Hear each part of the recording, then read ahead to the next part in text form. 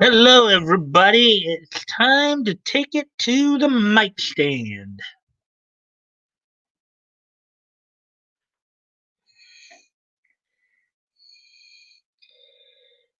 And as we, of course, wait for people to show up again, um,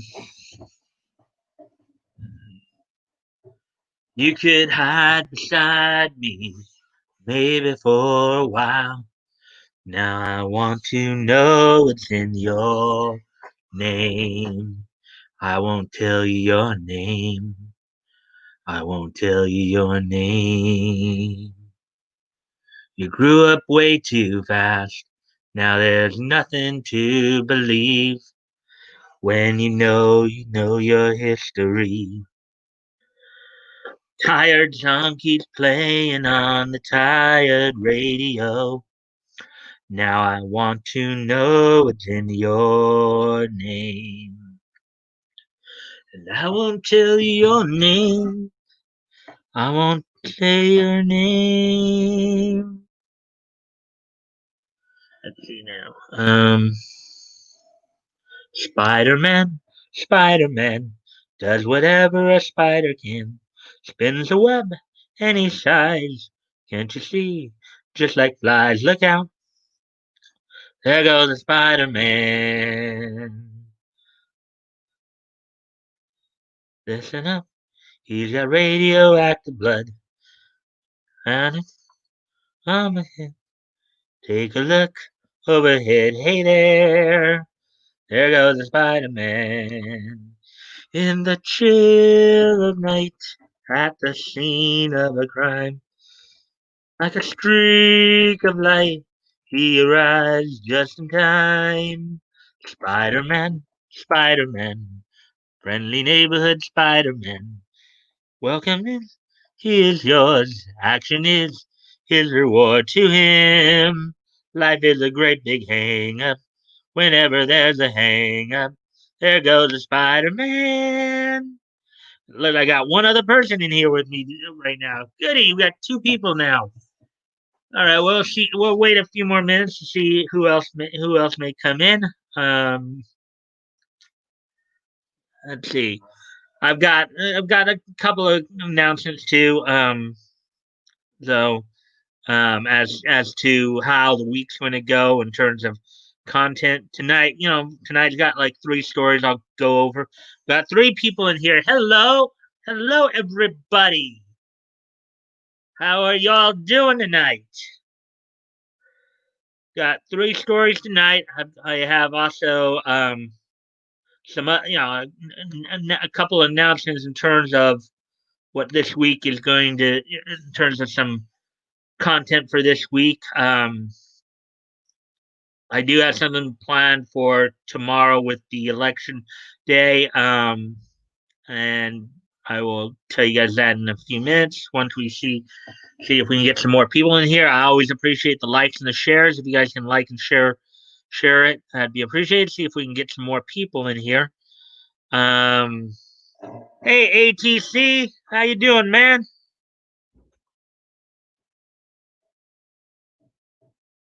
Big and small end. Okay. Oh yeah, the voices. Yes, the well that too, but that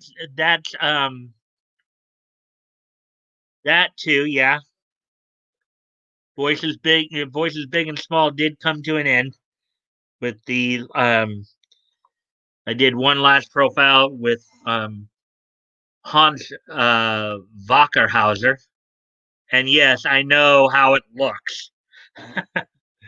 I'm good. I'm good. I know how his name looks. I know some of the funny things that come to mind too. But anyways, how was your weekend, ATC? Do anything exciting over the weekend here?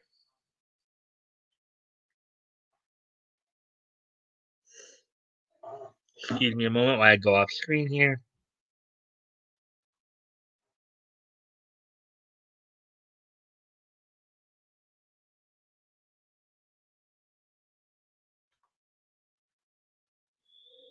All right.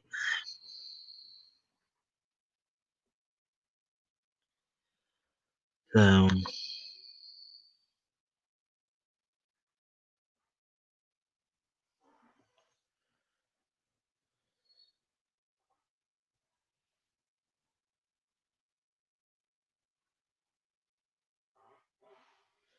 okay, let's see now.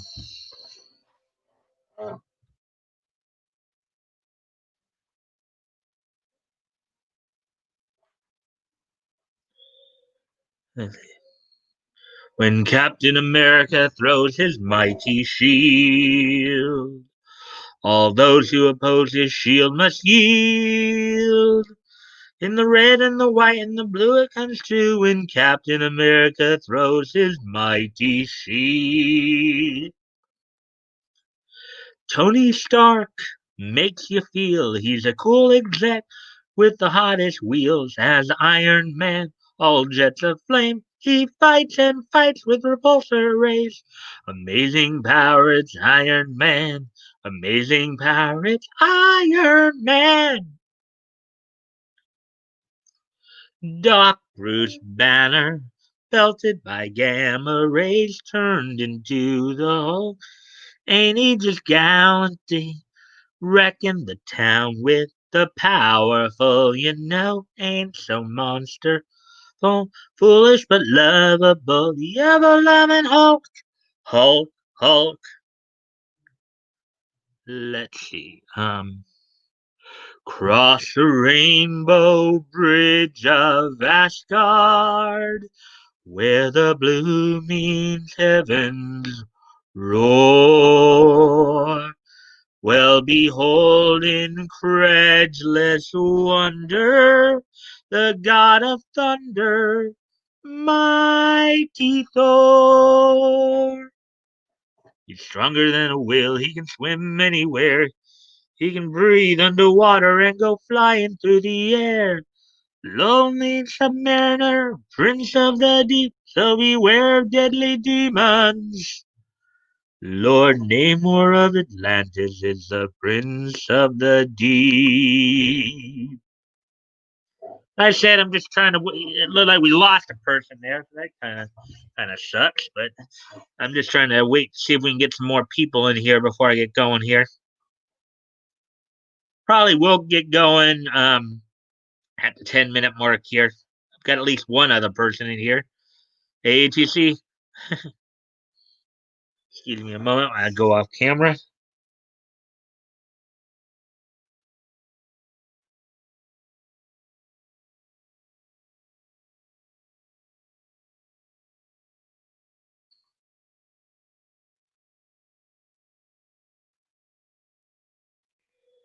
So, anything exciting happen over your weekend, people?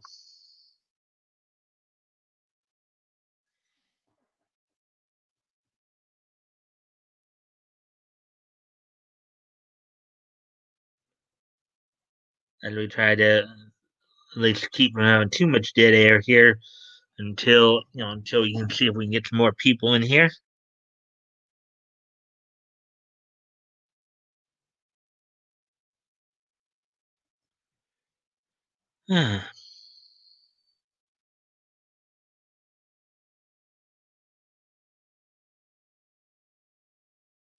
See, now we're at the 9-minute mark, so in a little under a minute here, I'll go ahead and get going here. Oh, we got three people back. Hello, third person. How are you doing tonight? Hope your weekend was well.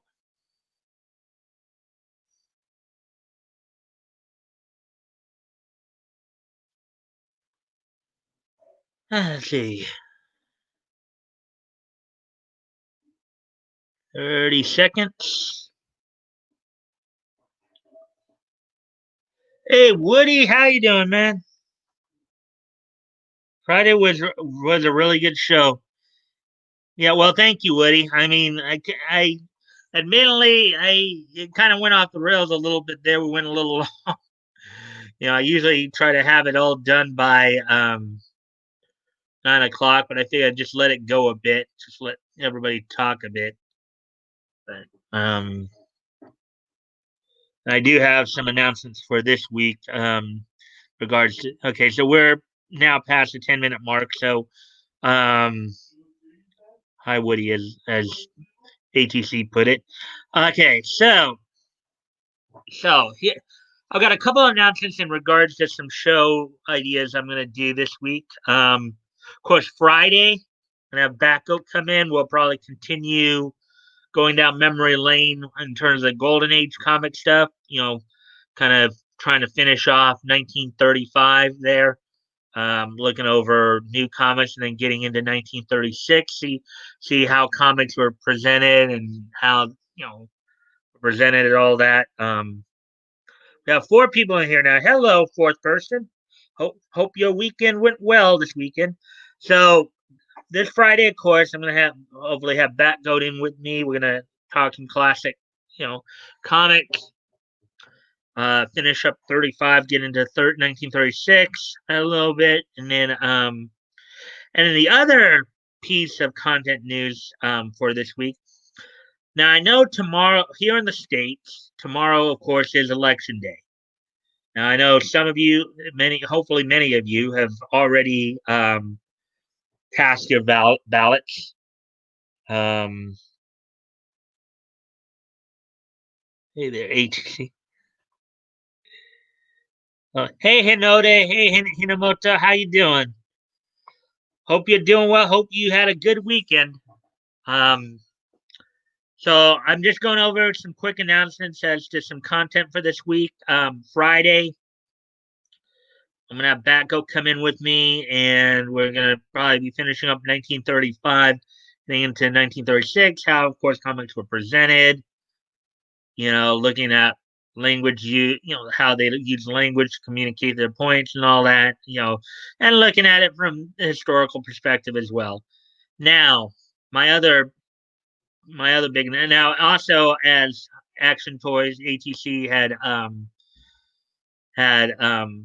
mentioned earlier, the VA profiles, Voices Big and Small, came to an end yesterday. I did the last one yesterday. I hope some of you caught that. Hans Wackerhauser of the Calgary area, Blue Water Azure Studios, dubbing. Hope you guys caught that. And also, one more bit of announcement before I get going on the news articles here. As I was starting to state earlier before Hinode came in, as we all know, tomorrow day's election day, and so I know a lot of people will be covering the election. I'm not gonna cover it quite like in the same way as everybody else does. We are. It is going to be somewhat of an election day theme, but I'm gonna do something a little bit different. Instead of obviously I didn't cover the debate or anything like that. I'll be keeping my eye on it as well from time to time throughout the night. But what I decided to do for tomorrow, and I've already done a lot of the research for this, I thought it would be a good idea to take a look back at how the presidents were depicted in comics. Now, of course, I'm focusing on the contemporary presidents of the time because basically, as I've seen, just about every president of the United States has been depicted in comics in some form or another. Um, Even going as far back to the first president, George Washington, who did make some appearances in Tomahawk, Tomahawk, aka Tom Hawk, who was a frontiersman, and he was a contemporary of like Daniel Boone and Davy Crockett. In the DCU. So what I figured I would do from the contemporaries of the comics history, going from the 30, basically the golden age, starting back in the 30s all the way to present, I would, focus in on how the presidents of the United States were depicted in comics throughout the time. Seeing like what contributions they made to the respective universes. I've talked a little bit about like FDR's, like for example, Franklin Delano Roosevelt played a major role in the DCU and quality universes, and even somewhat in Marvel as well. So, so that's what we'll be doing tomorrow. Is I'll be focusing in on looking at how the presidents of the United States were depicted in comics from the 1930s all the way to present. Um, of course, a big chunk of that will be DC and Marvel, as they're the big two, but I'll also maybe throw in a few others as well. So I hope you all will join me tomorrow for that and learn some and see just how the presidents of the United States were depicted in comics. When I was doing my research today, it was pretty interesting what some of the things I found. Um, and I will love to share that with you tomorrow. So, without no further ado, now that all that's out, sorry, I gotta go off camera for a moment.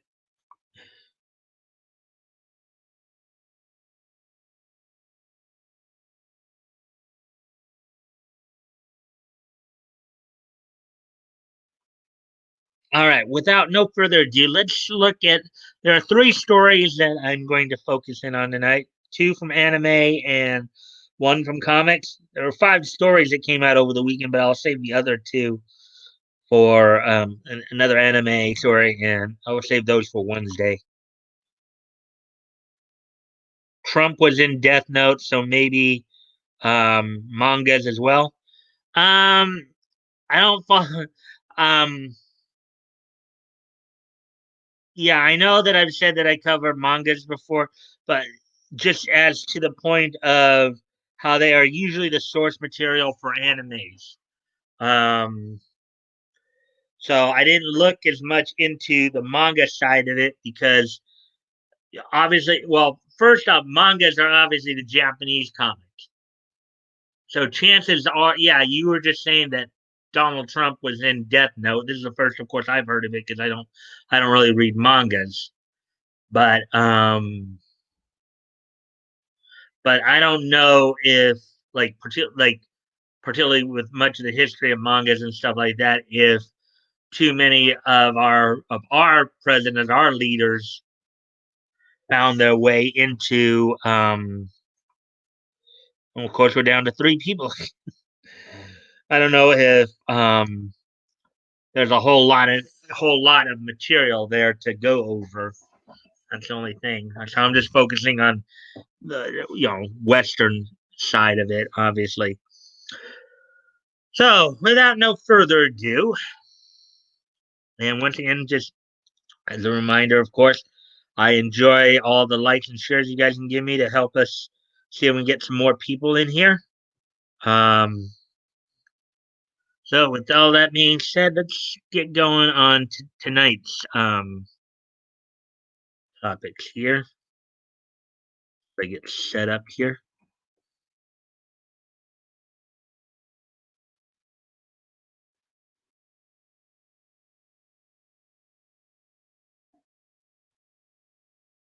Excuse me one more moment.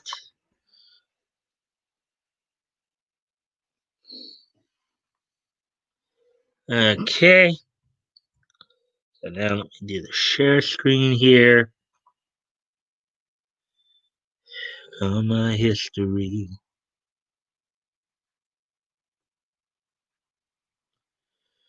You could hide beside me, maybe for a while. Now I want to know in your name.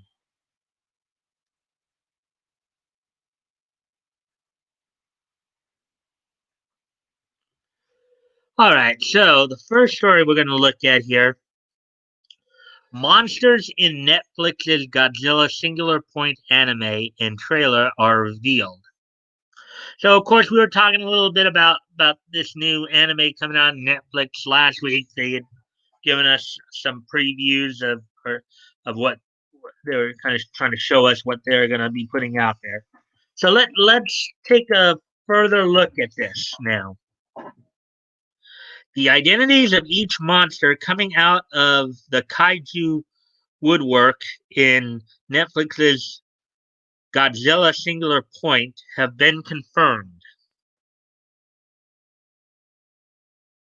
Internet forums and kaiju enthusiasts, including Dangerville, pored over the trailer and broke it down to determine the roster of creatures and as much of the plot as they could.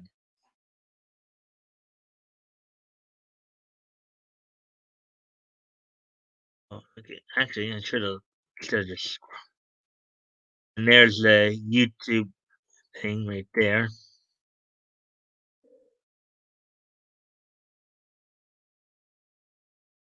They conclude that the giant beasts in the anime were plucked from the Showa era, Godzilla's formative years. Some we have not seen since that time over 50 years ago. One that's unmistakable is Rodan. The Firebird is never far behind Gojira, um, often working alongside him. But we have never seen a Rodan, Rodan, like the one taking flight in Singular Point. That be it right there.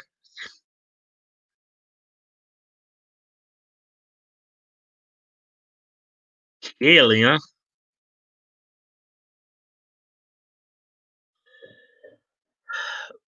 Resembling a cross between Heisei Fire Rodan, and art depicting Quetzalcoatlus, um, only more bizarre. Rodan looks creepier with the red, white, and purple color scheme of a body in an anatomy textbook and rows of teeth um, all the way down its throat. Oh man, that might make chewing a little uncomfortable. Oh, that's how he sounds when he's chewing his food.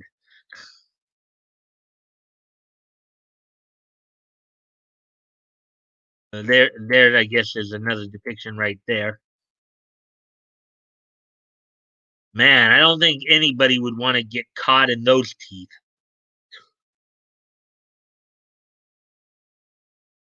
See if you guys are saying anything.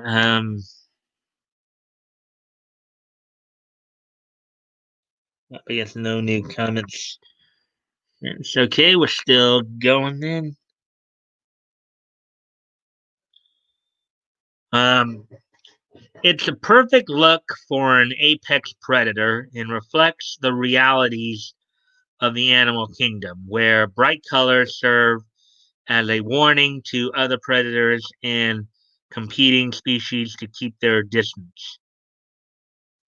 Rodan um, also appears to be a puzzle in the mystery surrounding the red mist in the trailer.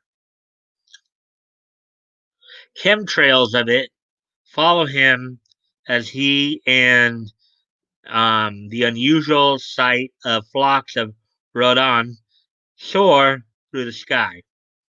Multiples are a rarity seen only in his solo debut that had only two, a male and a female. A lot to progenerate the series, the species, progenerate the species. Later, the trailer gives us a quick glimpse of what is obviously Jet Jaguar from Godzilla versus Megalon.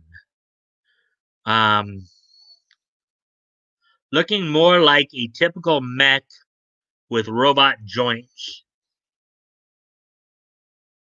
Look at that right there.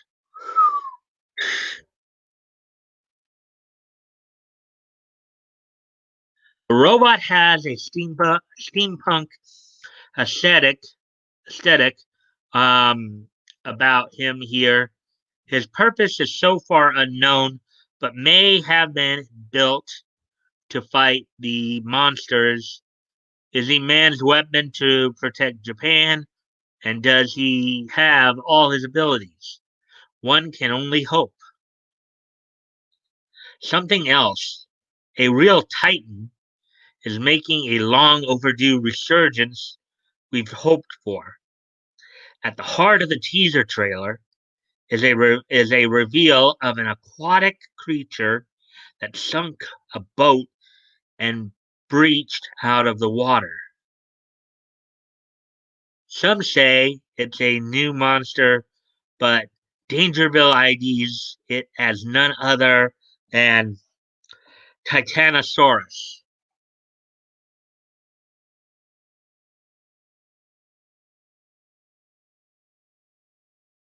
Here,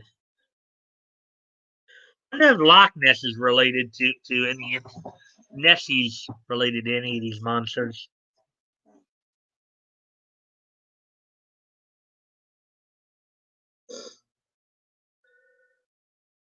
On appears to be his amphibious bipedal attributes in favor of a regular shipwrecking sea monster.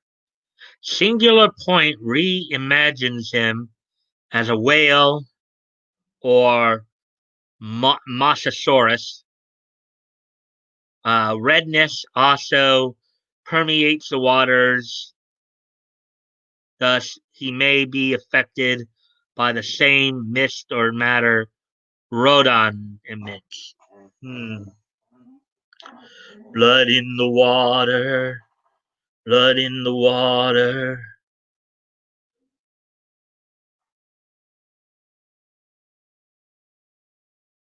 See if you guys are saying anything here. Have any comments here?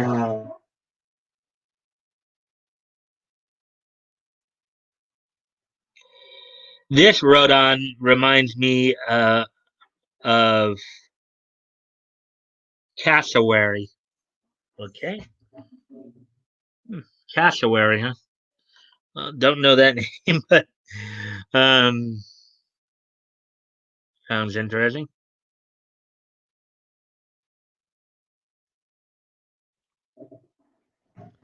Whatever the red vapor is, it obviously spreads through air and water and has some effect on the kaiju's aggression.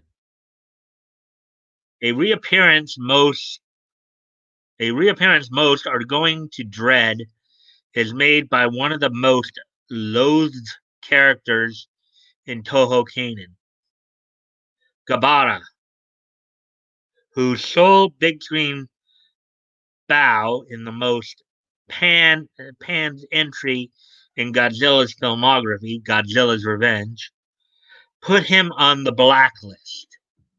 Do do do do do do do do. I guess that's Gabara right there, maybe. Gabara was a bully in his heyday, if you can call it that, but was a tool to inspire a latchkey kid to stand up for himself and little else. In Singular Point, he received an edgy update and he's got some smoke which might give him a bigger attitude. Gabara might yet redeem himself.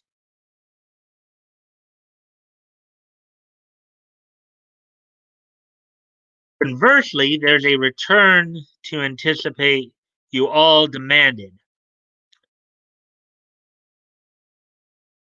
Ingiris was spotted in the teaser looking meaner than ever and staring down the barrel of a truck mounted grapple gun. Are they trying to capture the Allosaur looking beast? If so, why? We're not sure, judging by its new spikes, he can't be playing on the side of the good guys. Just guessing though. Godzilla Singular Point is going to be massive and might blow away our expectations. The series premieres on Netflix next spring, starting in Japan, right before the stated worldwide release of Godzilla vs. Kong in May. Da da da da.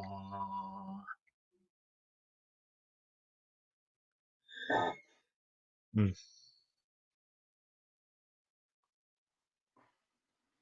And Titanosaurus looks a bit like Sin from FFX XD. Also, cassowary is a flightless bird in Australia, though Rodan can obviously fly. Yeah, much like a pterodactyl, right? A pterodactyl or a pterodon.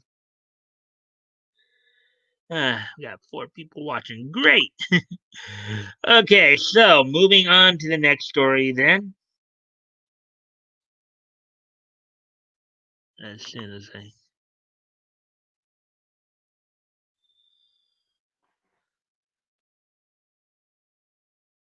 This will be the second of the two anime stories, and then we'll do a comic story. This one's a bit bigger though. The Sony story headline is Sony enters final negotiations to buy Crunchyroll for upwards of $957 million. So just a few million shy of a billion. Wow. Get it to Eddie. Woody, what you'd have to say there? The Japanese monster movie I most remember was Ghidorah, the three-headed monster. I must have seen it age 8 in the theater. Hmm. Excuse me a moment.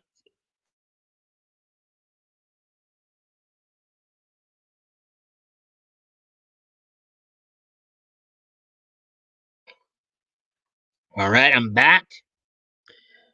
And here we go with the next story here. As I was reading before, Sony enters final negotiations to buy Crunchyroll for upwards of $957 million.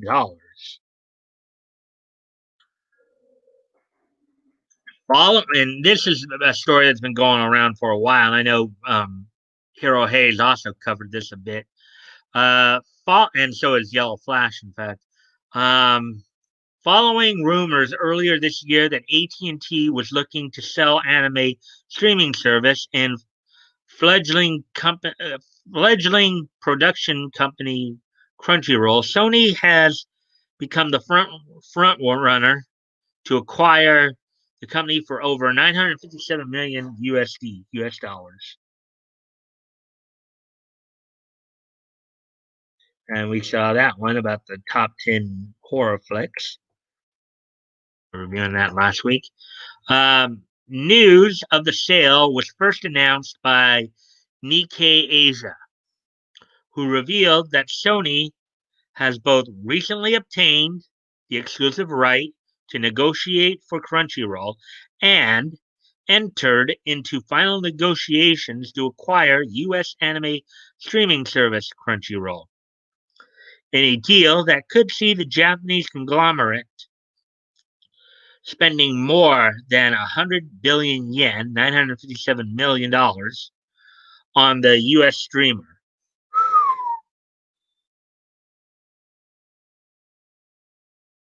As reported in August, AT&T is looking to sell Crunchyroll as part of a larger strategy to sell valuable assets to bring down its $150 billion debt load, much of which was acquired through the acquisition of Time Warner, since renamed to Warner Media in 2018.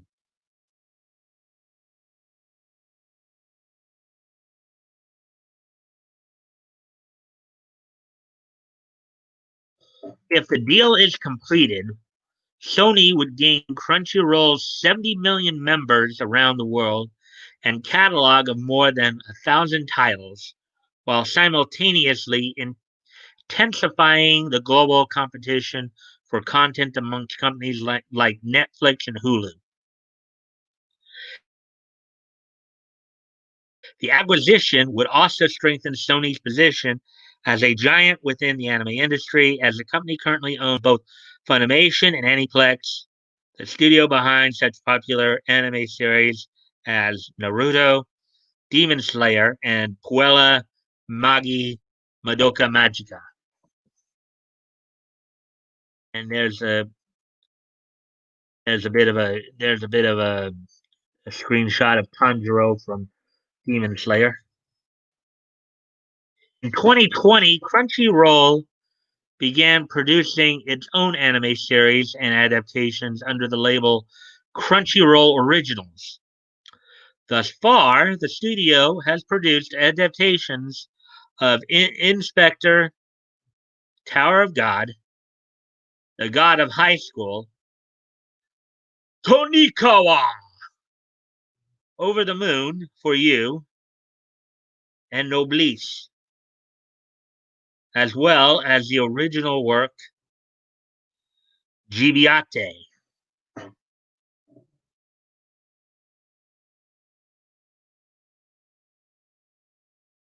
However, Sony's interest in Crunchyroll is particularly troubling for fans due to Sony's admitted and overly sensitive censorship policy towards Asian titles, which has been talked about quite a bit as well, which has seen titles such as Devil May Cry 5 and Alcana Four Rhythms Across the Blue awkwardly and unnecessarily censored, while Western titles like Last of Us 2 remain untouched. And we've been talking a lot about the censorship issues too.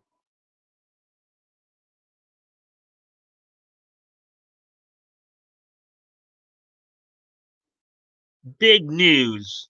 Yeah, it is big news. It could actually have quite a big impact on the anime industry, on the dubbing industry in particular.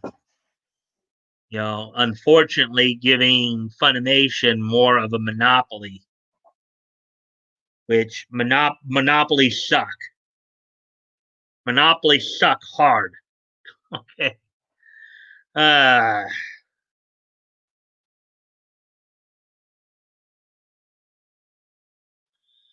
anyways, back to the story here. Combined with Funimation's notorious reputation for injecting Western socio-political topics and censoring their licensed anime productions, including a character being referred to as a Gamergate creep show, a la Jamie Markey in Prison School, and interspecies reviewer being dropped completely due to its content. Thank goodness somebody else was able to grab that license. And Crunchyroll's purchase by Sony could potentially lead to similar unwarranted changes being made to Crunchyroll's library. And you know something? I have a feeling too. If Sony and Funimation become too much of a monopoly, you're gonna probably start seeing a lot more fan subs out there. You're gonna probably start seeing a lot more fan subs, going up.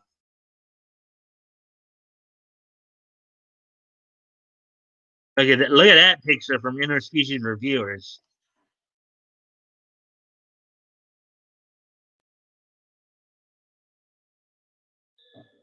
What do you make of the potential acquisition? Does it give you hope or make you concerned for the future of Crunchyroll's anime offerings? Let us know your thoughts. Well, personally, I think you got a major problem on the horizon there because As I said, monopolies suck. Funimation's trying to become a monopoly in the dub industry. You know, even though I know Bang Zoom is still pretty active, but Bang Zoom isn't as much and more working with Funimation as opposed to competing against them. Um,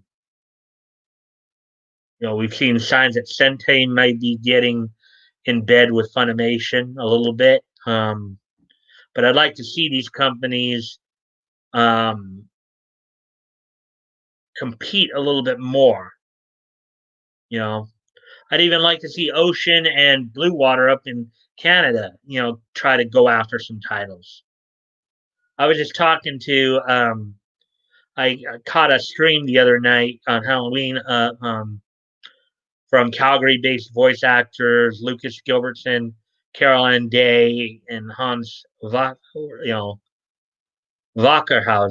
They're pretty cool people. You guys check their work out. As I told them, I would have loved to seen Blue Water get a chance to dub the 2011. Not that there's anything wrong with wrong with the quality of Bang Zoom or Studiopolis doing it. I just would have liked to have the continuity there because of the fact Blue Water dubbed the 1999 version of Hunter x Hunter. So it would have been nice to hear Carol Ann again as Menchie and Lucas as Hanzo. You know. So, anyways, as we let's see now, we still have 4 people here. Um,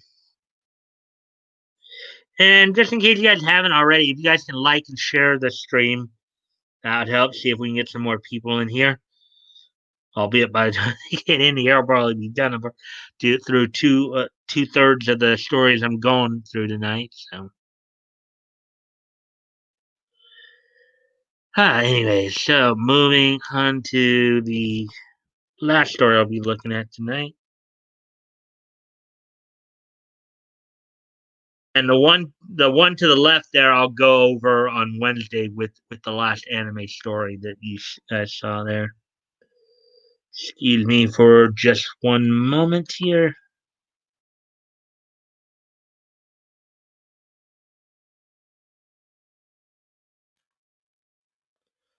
All right, I'm back now. So here we go. Here's the final story we're going to look at tonight. This is from the realm of comic books. Um, get your first look inside the new Power Rangers series. So this is, of course, the Power Rangers comic that's been talked about. We covered it a little bit earlier this year too, a month or so ago. So here we go. Boom Studios revealed a first look at their new Power Rangers series. From veteran series writer Ryan Parrott, artist Francesco Mortarino, colorist Raul Angulo, and letterer Ed Dukeshire.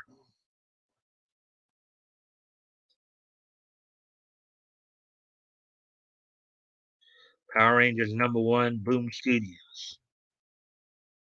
The series was announced back in July, with Boom Studios revealing covers for the first issue by Matteo Scalera, Danielle Di Nicuolo, and Peach Momoko. That's a very sweet name, Peach Momoko.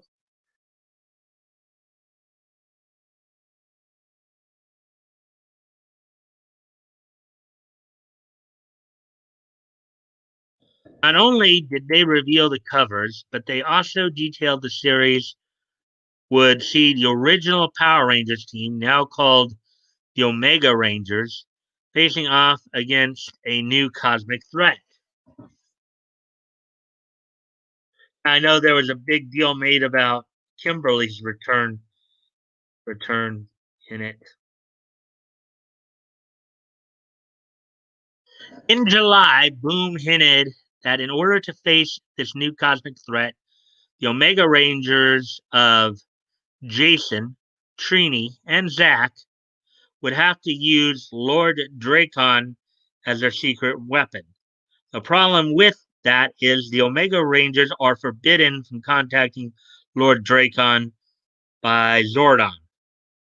In order to save their allies, they will go rogue and even have to face off against their Mighty Morphin allies. Excuse me a moment. Sorry, I gotta go off camera again, guys. Sorry about this.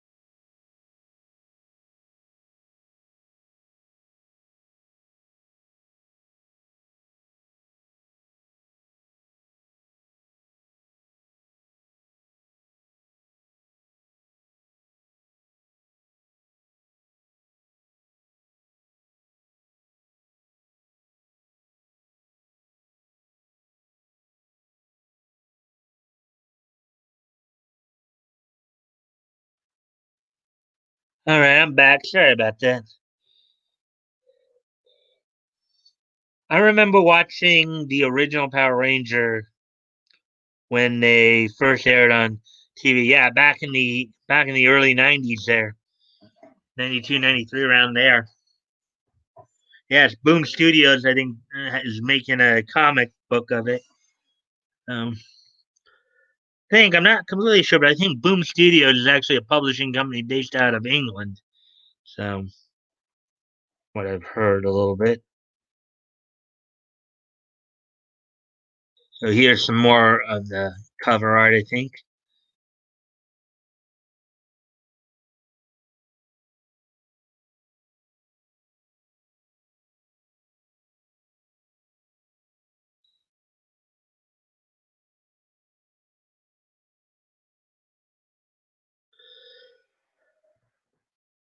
At the time, Parrott said, we've spent several years building out the Power Rangers comic book universe, and continuing the adventures of the Omega Rangers gives us a chance to fully explore it beyond the confines of the show. Not only can we add more heroes and villains, but we can also bring in elements from future seasons viewed through the lens of familiar characters. Mhm.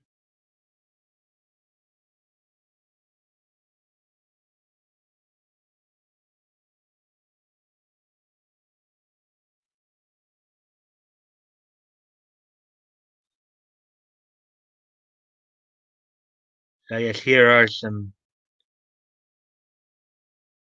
I guess that's Jason and Tommy right there. That last frame there. Parrot added, it's very exciting to explore new corners of the Power Rangers universe that fans have always imagined and also never expected.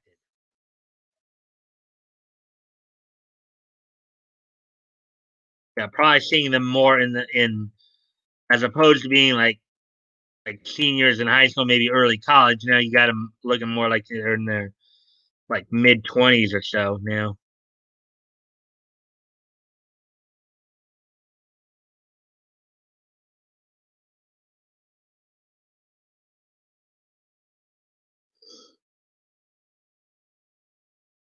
Boom Studios senior editor Daphne Pleben would tease Lord Dracon is back, but will he save the Power Rangers or does he have a darker plan in mind?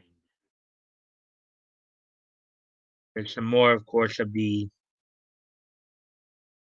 panels here.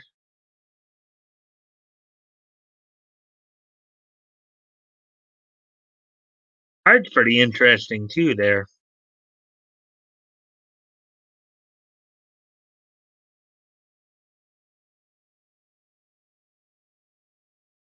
Introducing the Omega Rangers allowed us to reveal a huge piece of Power Rangers history.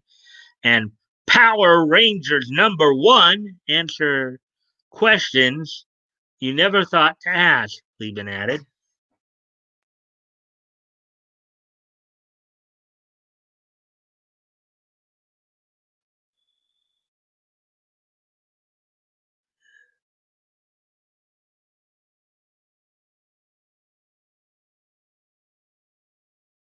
Giving you guys a chance to look at some of the panels there.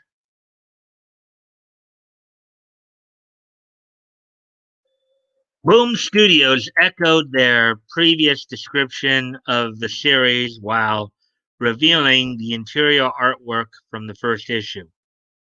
In the press release, um, they described the series. Okay, a little typo there. Power Rangers #1 reveals a new cosmic threat that only the original Power Rangers, now known as the Omega Rangers, Jason, Trini, and Zach, can hope to defeat.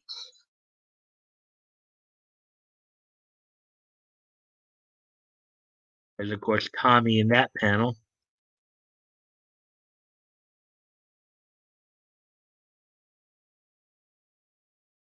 I guess that's Lord Dracon in the cell there.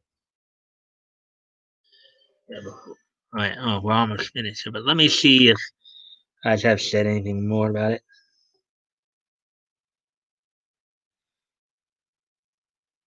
Well, I did watch some of the other series of it. I never got into them like I was into the first group. Yeah, it usually happens, because a lot of times I think what ends up happening is, of course, kind of like with Pokemon too. It's like there's no real progression there. It's almost like it's almost like a simple reboot for a new generation or new group of a particular age group. You know, well, this like 8 to 12 year old group. They're now older. So now let's market to the now 8 to 12 year olds. So um,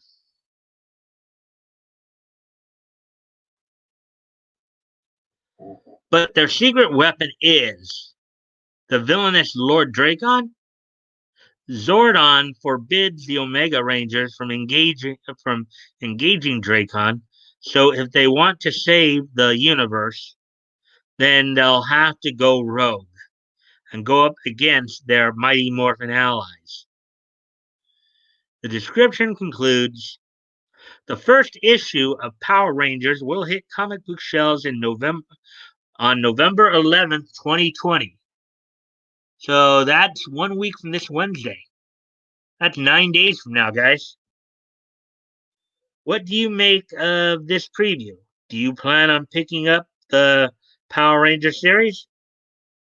Well, anybody here plan on doing it?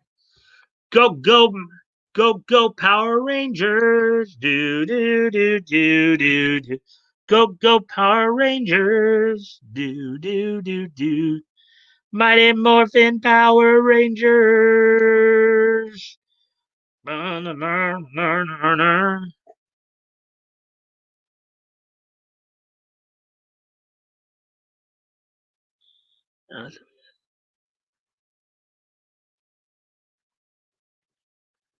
See, so now we're at the 55-minute mark. Ah, so what did you guys think of all that? Some interesting stories, huh? Is there anything else you guys want to ask or talk about?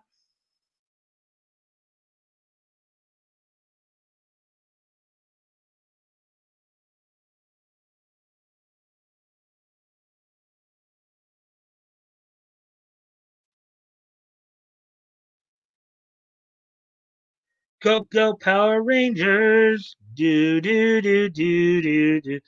Go go Power Rangers! Do do do do do. Mighty Morphin Power Rangers! Do do do do do.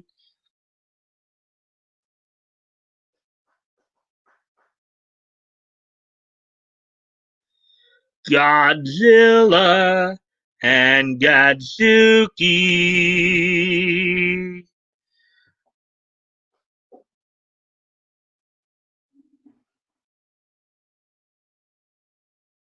The Godzilla show looks interesting. Yeah, it does. Has some interesting artwork. Excuse me for a moment.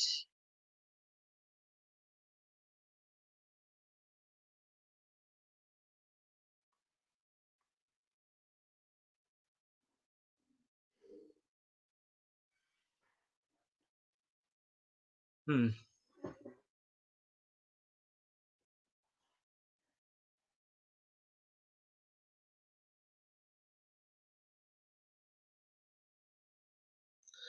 So, did you guys do anything interesting this past weekend? Like, Hinamoto had some more to say here.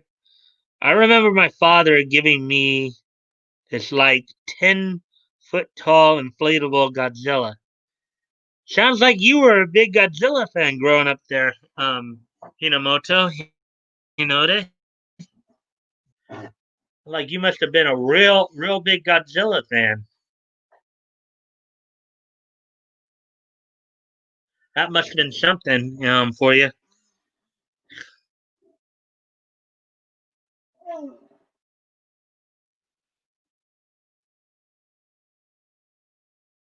It was probably more like 7 feet tall, but it was huge to me as a kid.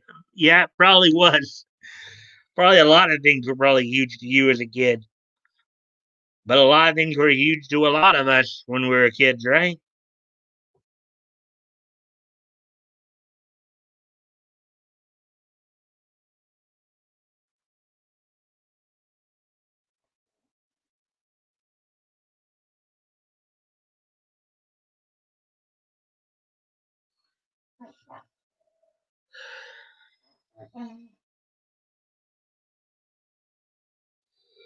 Well, well, it's a big show. It is a big ass show tonight, y'all. Well, you'll never know. It is a big show.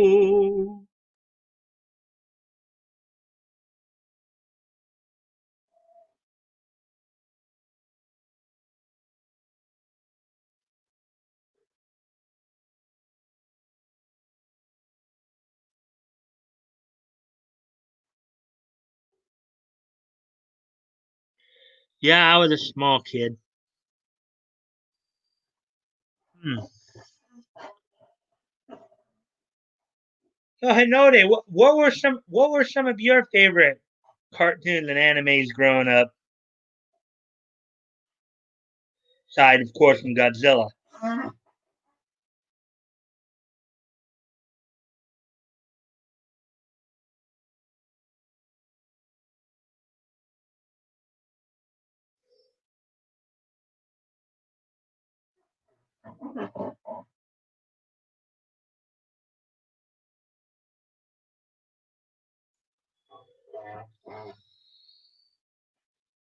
Aside from Godzilla, what were some of your favorite like cartoons and animes growing up?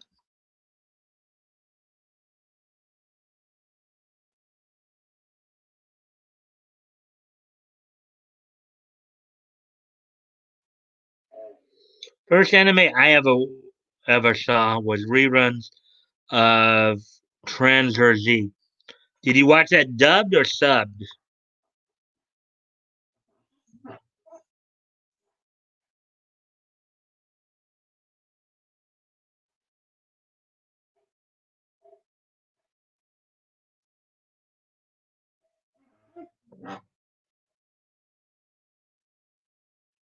So fighting robots that combine brings back fond memories for me.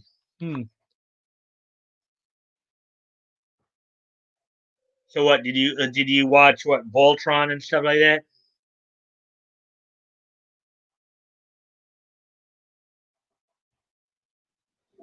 Or well, I guess the anime versions would have been Go Lion and Daruga 15, I believe.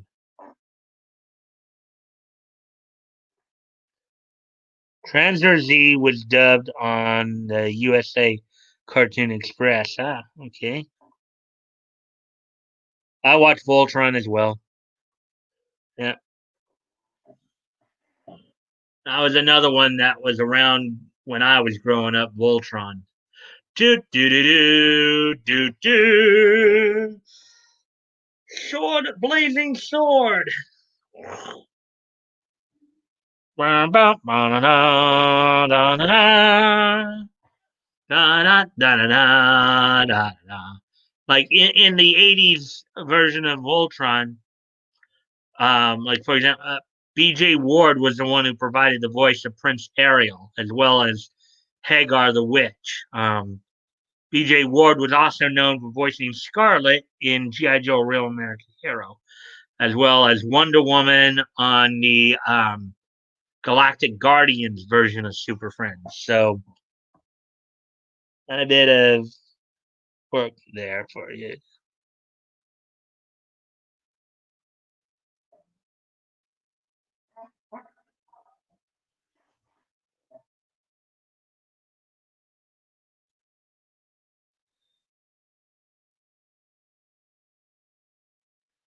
All right.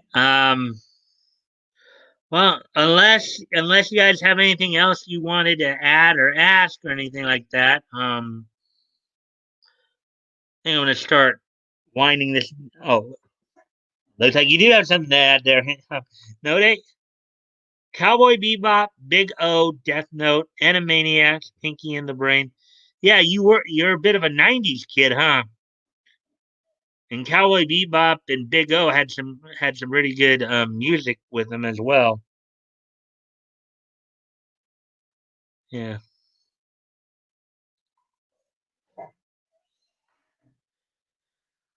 All right. So I think I'm gonna start winding this down a little bit. Let me see. Um, so one last reminder of what I mentioned earlier. So tomorrow night I'll be going through.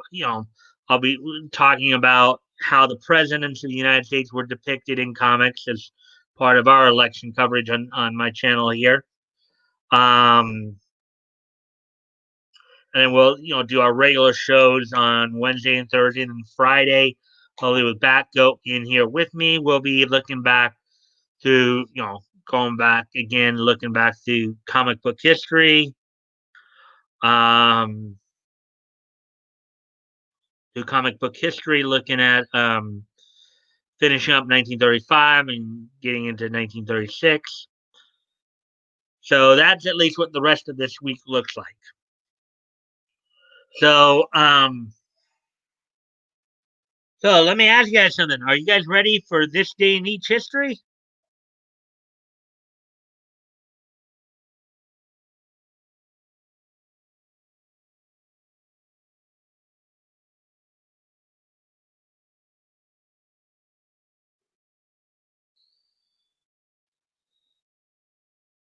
Let's see. Alrighty then. I'm going to excuse me for just a moment here. I gotta go off screen one more time.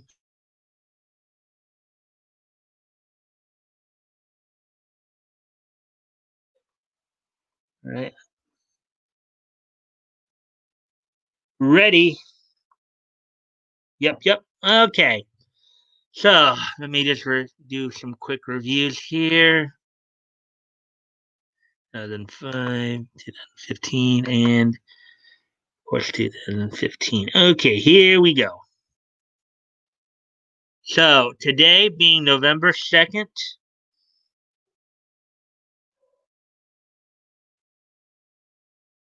No, and hi.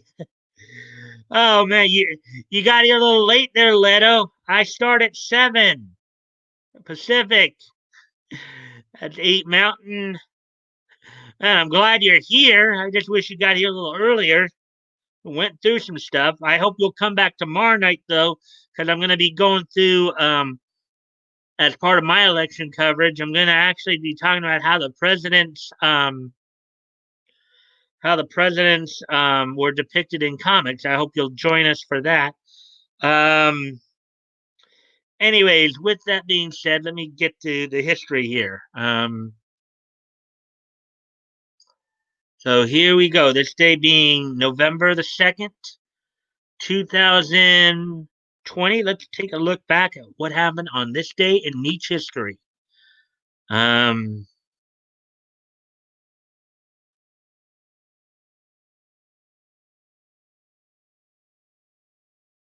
hold on. Let's see what. Hi, Hada. I, oh well. Well, just get here a little earlier. You know, it's like it's cool. You know, at least now you know. So, anyways, let me get to the. Hopefully, I'll see you tomorrow night. Um, for when we look at how the presidents were depicted in comics. Let's see now.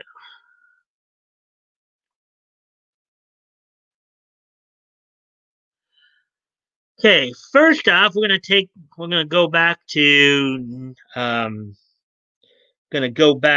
the year 2005, 15 years ago today. On this date, 15 years ago today, find my cursor there. On this date, 15 years ago today, um, Volume Two of the first edition of Volume Two of Jonah Hex went on sales on the newsstands on this date. Um, in 2005, it was $2.99, 36 page count. The story was written by Justin Gray and Jimmy Palmiotti. Artist Luke Ross, letterer Rob Lee, and Jason Keith did the coloring. This featured the post-crisis version Jonah Hex, giving the devil his due. So on this date, 15 years ago today, the first issue of the second volume of Jonah Hex would make its debut would make its debut on newsstands on this date in 2005, 15 years ago today. So now, moving on to the next bit of news here, the next bit of history here. Let me see now. There we go. So on this date, 5 years ago today, from the Pepsi Center in Denver, Colorado, the WWE would host Monday Night Raw from the Pepsi Center in Denver, Colorado.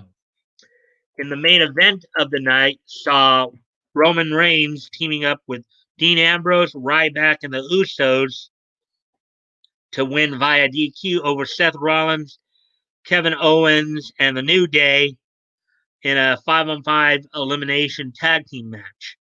That was, of course, the main event of the night. On the undercard, You saw Paige outlast Becky Lynch, Sasha Banks, and Brie Bella in a fatal four-way number one contenders match for the WWE Divas Championship, becoming the number one contender to the WWE Divas match.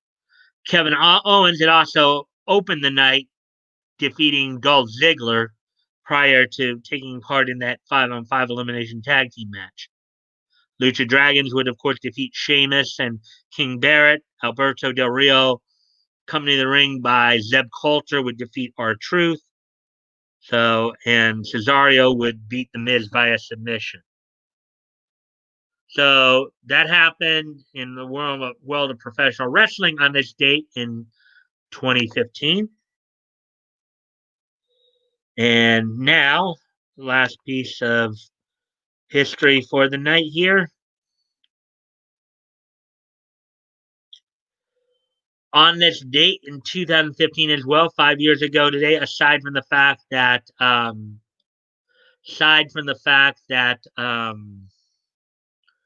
that Monday Night Raw was being hosted in the Pepsi Center, Legos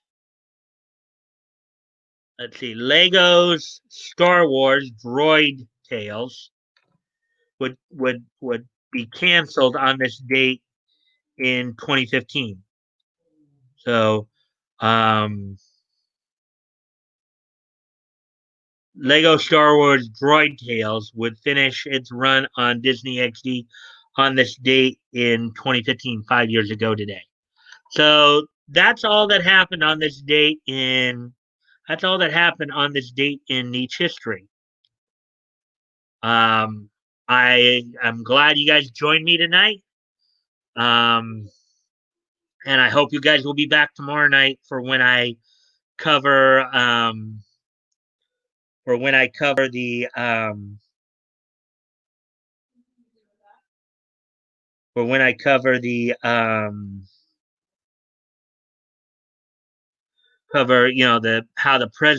the United States presidents were depicted in comics. I hope you guys will come back for that tomorrow night. I did some study work. No. Hey Leto, I hope you'll be back on a little earlier tomorrow night. That way you'll catch more of the show. Anyways, guys, I thank everybody for showing up and liking and sharing the stream. And I will see you all tomorrow. I hope to see you all tomorrow for the special episode in which we'll look at the depictions of the United States presidents in comics. I bid you all adieu, good night, and I'll see you later. Bye.